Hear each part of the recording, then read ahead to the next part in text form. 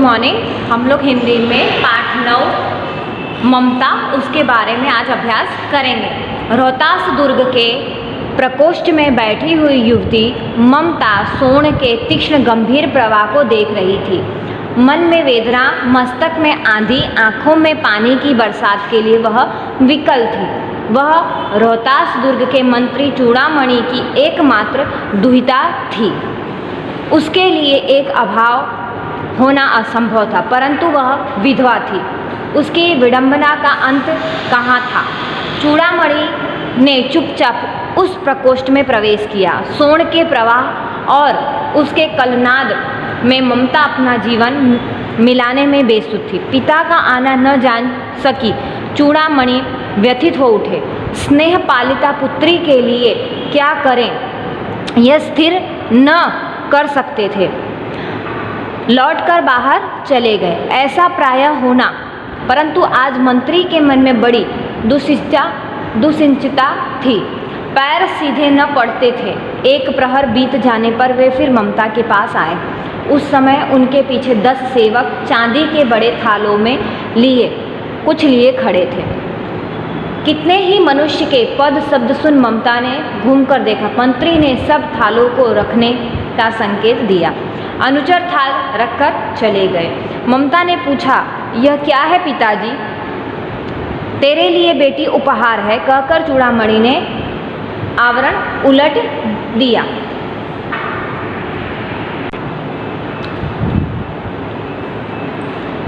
स्वर्ण का पीलापन उस सुनहरी संध्या में विकीर्ण होने लगा। ममता चौंक उठी। इतना सुवर्ण यह कहाँ से आया? चुप रहो ममता, यह तुम्हारे लिए है। तो क्या आपने शत्रु का उत्कोच स्वीकार कर लिया? पिताजी का यह अनर्थ है। पिताजी, यह अनर्थ है, अर्थ नहीं। लौटा दीजिए पिताजी, हम लोग ब्राह्मण हैं, इतना सोना लेकर क्या करेंगे? इस पतनोन्मुख प्राचीन सामंत वंश का अंत समीप है बेटी। किसी भी दिन शेरशाह सोताज दुर्ग पर अधिकार कर सकता है। उस दिन मंत्रित्व न रहेगा। तब के लिए बेटी, हे भगवान, विपदा के लिए इतना आयोजन, परम पिता की इच्छा के विरुद्ध इतना साहस। पिताजी, क्या भीख न मिलेगी? क्या कोई हमें 2 मुट्ठी अन्न न देगा?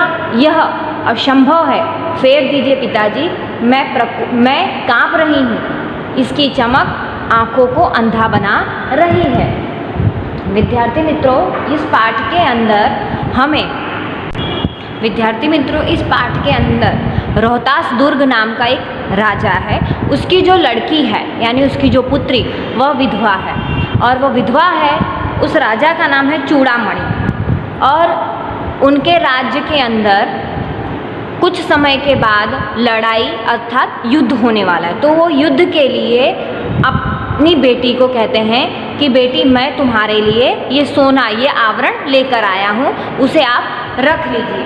तो उसकी बेटी कहती है कि पिताजी, इस आवरण को लेकर मैं क्या करूँगी? तो पिताजी ने कहा कि जब युद्ध हो जाएगा, हमारे पास कुछ नहीं बचेगा, तो हम इसी से अपना जीवन यापन करेंगे। तो पुत्री कहती है कि क्या पिताजी हमें कोई भीख नहीं देगा? उसने अपने पिताजी से कहा कि हमें कोई भीख नहीं देगा, हम भीख मांग के गुजारा करेंगे अपना। ईश्वर के खिलाफ जाकर हमें कुछ नहीं मिलने वाला। आगे के भविष्य के बारे में अभी से आपने ऐसा सोच लिया है? फिर उनकी पुत्री कहती है, उसकी आंखों में पानी की बरसात निकल रही है, और वह चूड़ामणि एकमात्र ऐसी दुहिता है, मतलब उनकी पुत्री है। प्रकोष्ठ में बैठी हुई युवती ममता, उनकी पुत्री का नाम ममता है, तीक्ष्ण गंभीर प्रवाह को देख रही है। वह बहुत ही शार्प प्रवाह को देख रही है। मन में वेदना, मन में उसके बहुत ही दुख है। और वह रोहतास दुर्ग के मंत्री चूड़ामणि की एक लौती पुत्री है। वह जो काम उनके लिए असंभव था, वह भी वो करने को तैयार थे। परंतु वो जो पुत्री उनकी थी, वो क्या थी? मतलब विधवा थी, उनका पति मर गया था।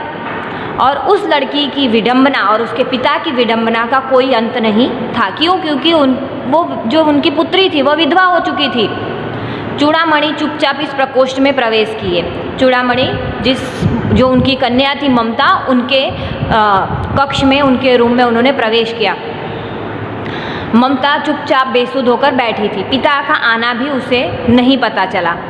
चूड़ामणि व्यथित हो उठे। चूड़ामणि बहुत ही दुखी हो उठे थे। स्नेह पालिता पुत्री के लिए क्या करें? उन्होंने ऐसा कि मेरी इस पुत्री के लिए मैं क्या करूं?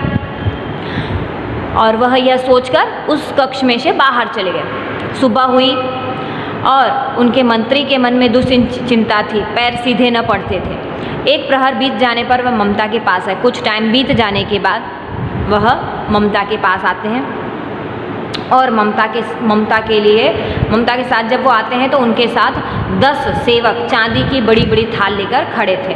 और वह अपने सेवक को कहते हैं कि आप अपना ये चांदी का जो थाल है नीचे रखिए और इस कक्ष में से जाने को उनको रवाना करते हैं। ममता पूछती है कि पिताजी ये क्या है? ममता अपने पिताजी से पूछती है कि यह क्या है? तो उनके पिताजी चूड़ामणि कहते हैं कि बेटा मैं तुम्हारे लिए उपहार है। और वह चूड़ामणि का आवरण उलट देते हैं। मतलब जो जिस बर्तन में या जिस थाल के अंदर वह आवरण लेकर आए रहते हैं चांदी का, तो वह उसको उलट देते हैं। उसके बाद सुवर्ण का पीलापन, सुवर्ण अर्थात सोने का पीलापन उस सुनहरी संध्या में विकर्ण होने लगता है। उस सुनहरी संध्या को हैरान करने लगता है। शाम को ममता चौंक उठती है। इतना सुवर्ण यह कहाँ से आया? वह कहती है कि इतना सोना कहाँ से आया? चुप रहो ममता, तुम्हारे लिए है। उनके पिता कहते हैं कि चुप रहो, तुम्हारे लिए है। तो क्या आपने शत्रु का उत्चोक स्वीकार कर लिया? मतलब शत्रु के साथ जो युद्ध होने वाला उसे आपने स्वीकार कर लिया? पिताजी यह अनर्थ है, अर्थ नहीं। वह कहती है पिताजी यह अनर्थ है, अर्थ नहीं है, क्योंकि आपको पता चल गया है कि हम इस युद्ध में विजयी नहीं होंगे और इसलिए आपने अपने भविष्य के लिए ये सोना चांदी संग्रह करके रख लिया है। विद्यार्थी मित्रों, आज हम इस पाठ का यहाँ तक ही जानकारी प्राप्त करेंगे। धन्यवाद।